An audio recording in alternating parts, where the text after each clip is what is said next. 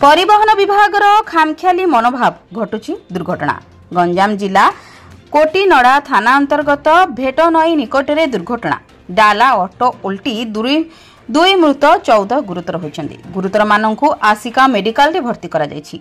सेमानंक मध्यरु 7 जनक अवस्था गुरुतर थिबारु तांकु ब्रह्मपुर मेडिकल को पठा जायछि। मृतक 2 जन भेटनई ग्रामर 25 वर्षीय गायत्री गौड़ और 50 वर्षीय सरोजिनी साहू। सूचना प्रकार सान खोली ग्राम को यज्ञ देखा भेटनई ग्रामर 20 रु ऊर्ध्व लोक एक डाला ऑटोरे जाइथिले। यज्ञ देखि फेरुथा समय भारसाम्य हराई ऑटोटी उल्टी पड़िबारु एही दुर्घटना होईछि।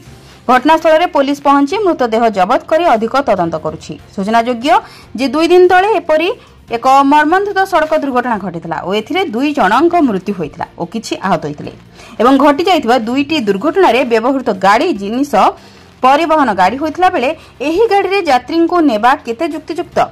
गंजाम जिले में पर्वपर्वाणी और विवाह भोजी में पण्यवाही गाड़ी रे यात्री परिवहन करने देखा मिली, किंतु परिवहन विभाग और पुलिस विभाग नीरव द्रष्टा साजुछि।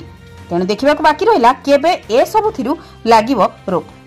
भंजनगर रंजन कुमार बेहरा रिपोर्ट, जन अधिकार लाइव।